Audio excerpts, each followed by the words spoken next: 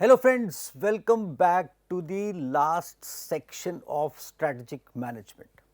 In coming two sessions, this one and the next one, I would be taking you towards a perspective of, I would not say a philosophical orientation, it is an experience based perspective which we developed myself along with three other authors, Professor Sanjeev Mahajan, who worked with Himachal Pradesh University, Shimla, Professor Rabindranath Bhattacharya, who worked with Burdwan University. He is still working there. He is a political analyst. Professor Mahajan is from the field of public administration, and Mr. Himanshu Shekhar Mishra, senior editor, political affairs, NDTV India.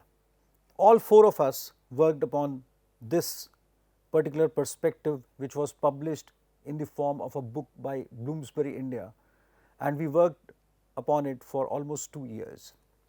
And this is an important aspect of strategic management, which I realized as the scholar of strategic management. While I was writing, contributing chapters in this book, then also I realized that this is going to be an important aspect of how we should be thinking now with the perspective of strategic management.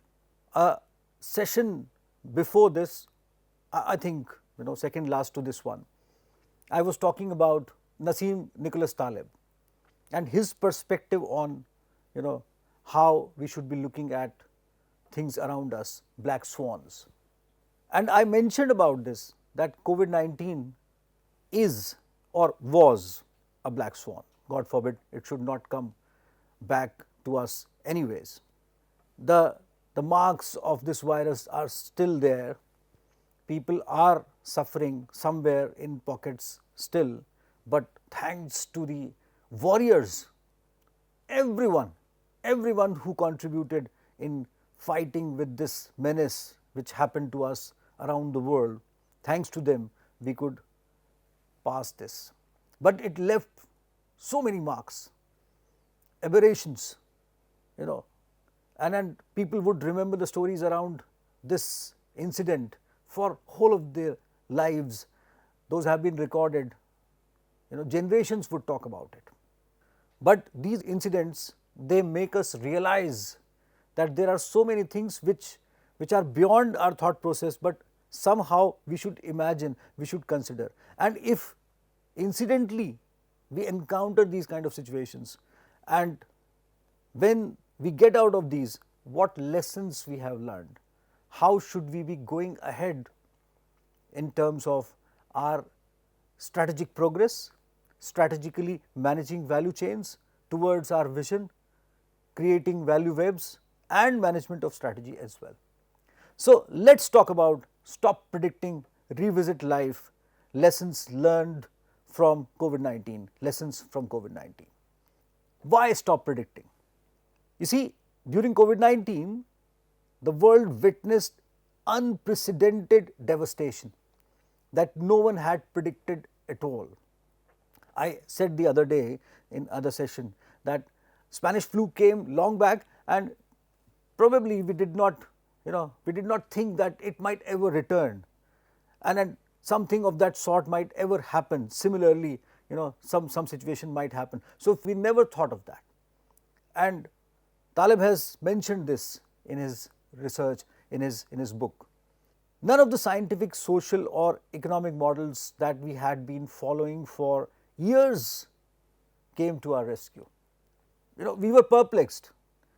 We stood still. We just confined ourselves in our homes. But definitely warriors were out, doctors, soldiers, policemen, healthcare workers, people on the ground, people from the supplies, farmers, warriors were out, and those were the people who were actually fighting the situation on the ground.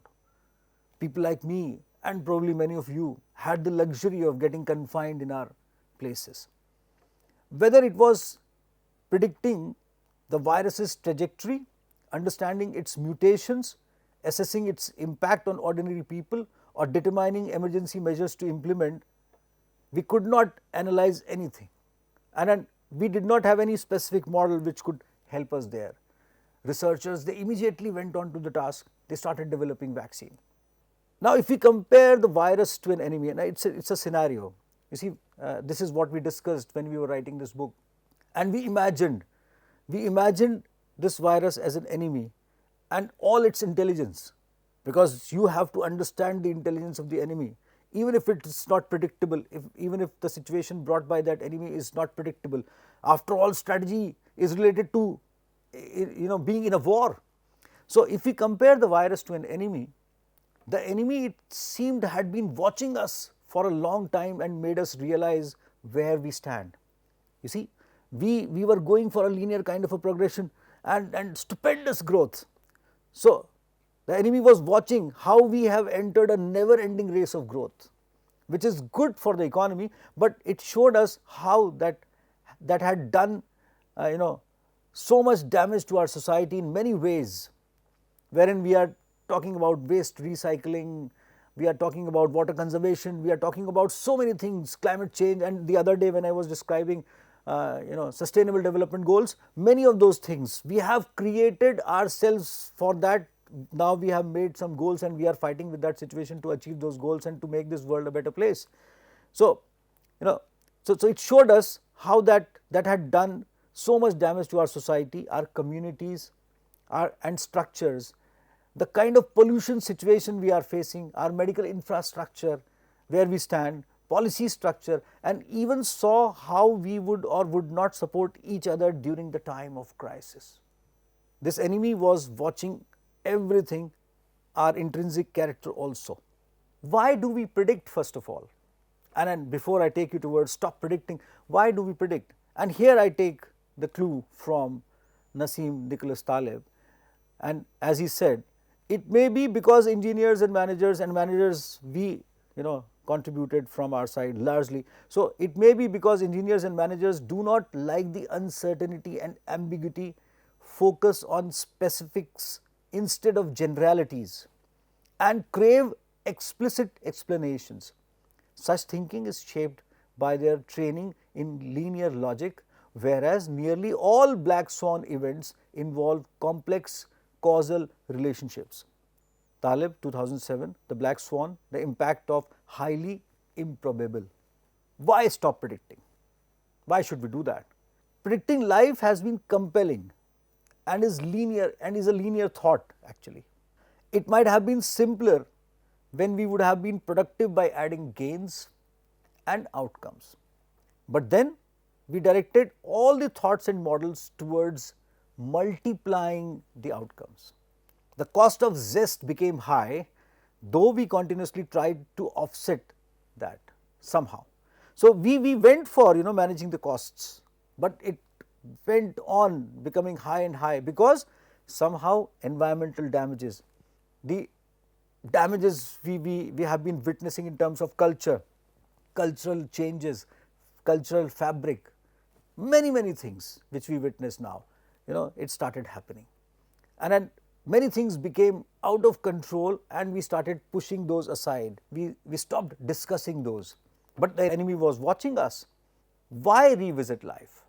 There have been indicators from all around that we must revisit life.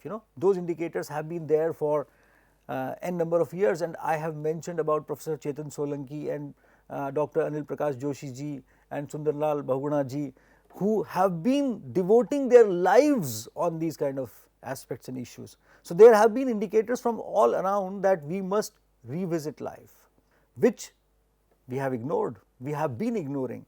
Then came COVID-19, an enemy which grasped every thought process mankind possesses, all the reactions we might have, and developed an algorithm of its own.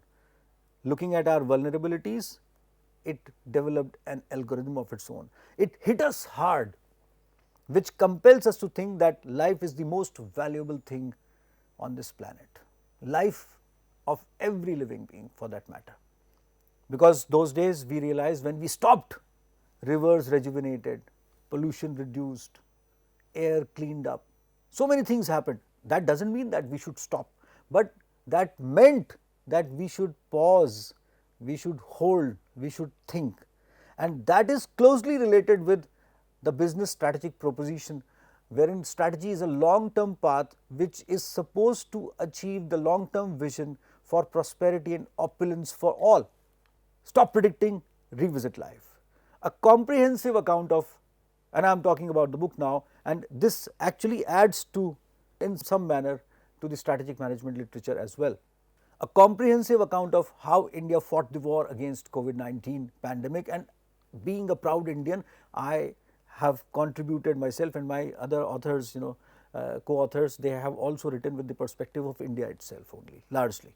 Although it was a global phenomena, but we have been proud how India fought this war. So, a comprehensive account of how India fought the war against the COVID-19 pandemic, Stop Predicting, Revisit Life, is a 360-degree account of unprecedented health crisis brought on by the pandemic, from the reverse migration of millions of migrant workers, which you would have seen on television, millions of them, millions of migrant workers, to the debilitating impact of a lockdown that led to the biggest annual contraction of Indian economy since 1952. It dipped, you see, but still it was held up by the government. And as I said, so many government officials, so many ministries, they have been warriors. The book is based on deep analysis of official data and documents released by the government and international institutions, the debates in Indian Parliament, official reports tabled therein, and information collected from the ground during the pandemic. And Himanshu ji contributed here a lot, basically.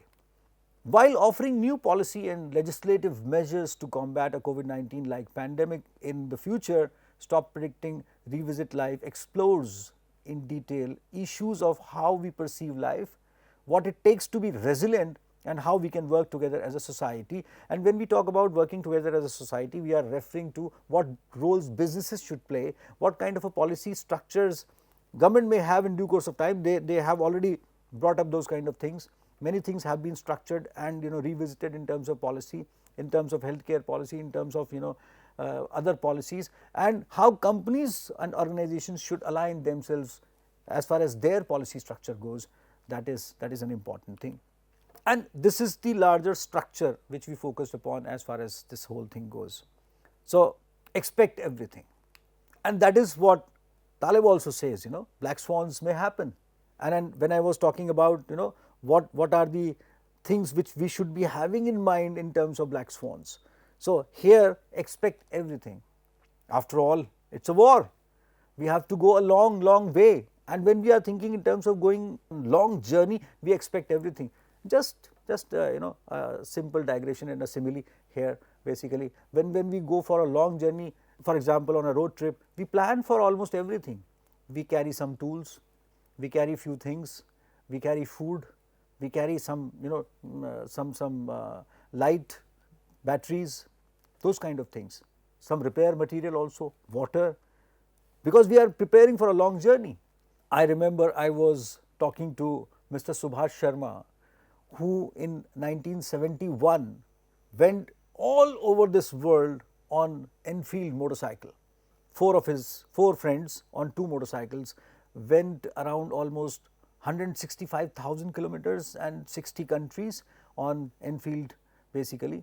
And when I was talking to him about his journey, he recalled, and Sardar Sampurn Singh ji, who was also one of the riders and a very eminent person I know as a character and a person. He told me that we prepared for so many things, especially the spokes of the wheels of motorcycles, because those may break any time.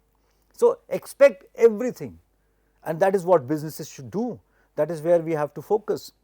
Then we have talked about Indian federalism, a reality check on how this fabric has helped us, how India has that kind of a strength. Virus war, a test of leadership at every level. At the topmost level, the leadership steered us. Then there was functional leadership, then there was departmental leaderships, and so on. And then everyone was working in association with this organization. I remember the leadership worked very hard. Pandemic narrative and the mindset of civil society is also expressed in this book. COVID-19 and the challenges of crisis communication. Now, communication otherwise is also very important, because communication is one of the most important elements of the structure of an organization basically. And when we are talking about communication within organizations, outside organizations, between organizations and so on, so what should be the crisis led communication? And remember one thing, businesses have a lot to learn from this orientation, because communication is the strength. And if we have a very strong communication methodology, then in due course of time, even if some exigencies come in, black swans come in, then we may be able to steer ourselves for a long time.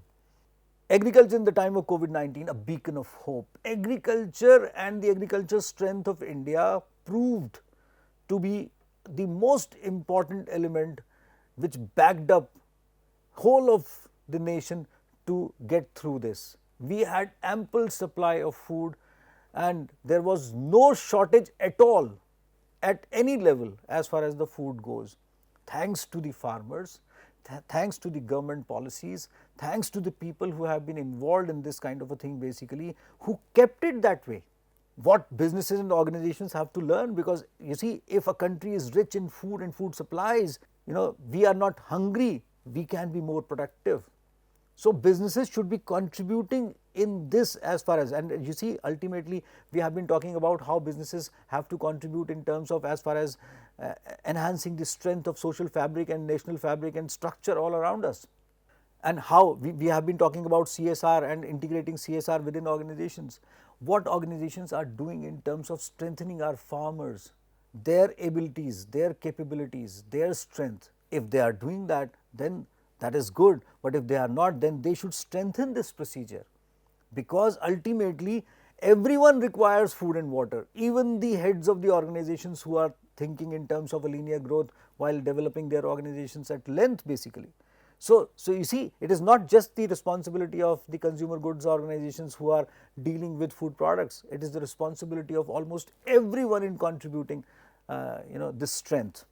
Migrant workers and food security during the pandemic, and this particular chapter and learning related to this chapter made me realize that why people must migrate for work from their homes.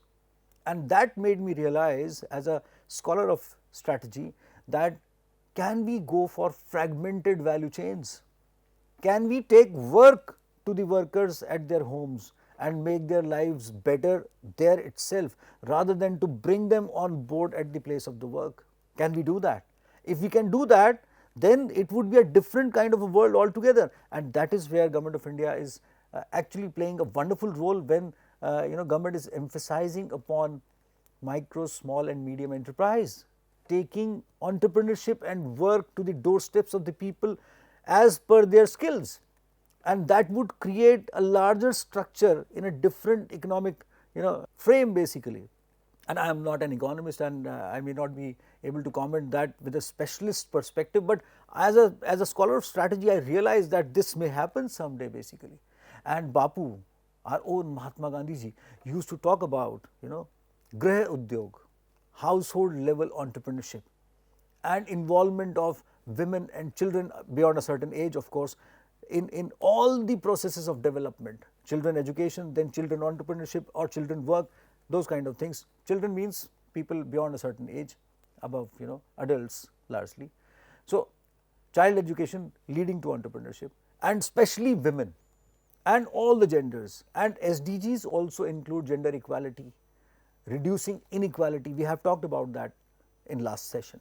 So, this this migrant workers and food security talks about wherein people migrate for work, and we have been doing so many experiments. I mentioned about one of those experiments wherein we tried to create energy briquettes in Himalayas to create entrepreneurship at the doorsteps basically. If somehow we can bring people back home and generate several kinds of processes, you would argue that larger factories might not run without so many people getting involved with those factories and so on, and urban areas may provide a lot of incentive for people to shift on. Why can't we take those facilities at their doorsteps, and larger factories probably may run on some automated functions, and while the value chain functions may be taken to the doorsteps of the workers, and employment may rise ultimately if we start looking at that with that kind of a perspective, and that would be a wonderful strategic approach which would reduce a lot of cost as well. Unpredictable lives and livelihood with COVID-19 and education for education. And I wrote this chapter specifically with the perspective of taking the fruits of education to the ground. Every child should study. And again, I am very proud that our nation, our government has been doing extensively good as far as taking education to the doorsteps of people and involving every child in the process. Indians, crisis and communities. Do care for others, do care for nature, care for the environment, believe in the community, believe in the society, live for your country. And that is the message we have given as far as this book goes. And this is what businesses also live for. This is what I have been referring to in since the beginning when I have been talking about the vision which the businesses pursue, which the organizations pursue. India and Indians have fought exceptionally well and have realized the value of life more than ever. Whole of the world realized the value of life for that matter. During this war against COVID-19, we have realized the importance of being together, fighting together and caring for each other.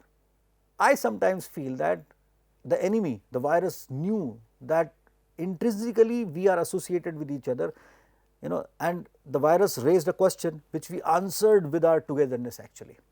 We have realized the value of doctors, medical practitioners, all kinds of forces, people who are leading the economy, people who are contributing in the economy, skilled workers in the field of medical sciences, support teams, farmers, people contributing in transporting goods, media personnel, in fact everyone who has contributed even a little bit in this war.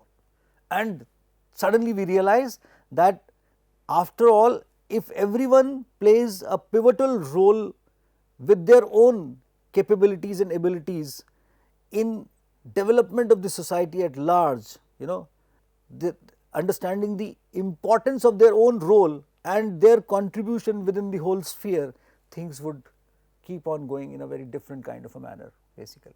More than ever, we have realized the value of leadership at all the levels and the icons who can motivate us and make us believe that this would pass. We were continuously assured of that. Many people have lost their dear ones and those imprints would remain for a long time. I am one of those.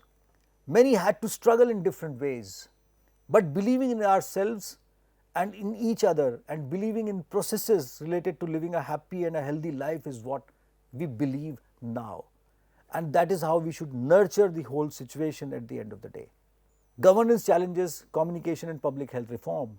In the wake of the serious governance challenges that India faced, the COVID-19 crisis has highlighted the urgent need for a legislative framework in the form of a new national law to combat such a pandemic in future. The legislation should include a legal framework so as to set up a national crisis communication protocol and a new framework for health governance, as my co-authors they tried to project this aspect.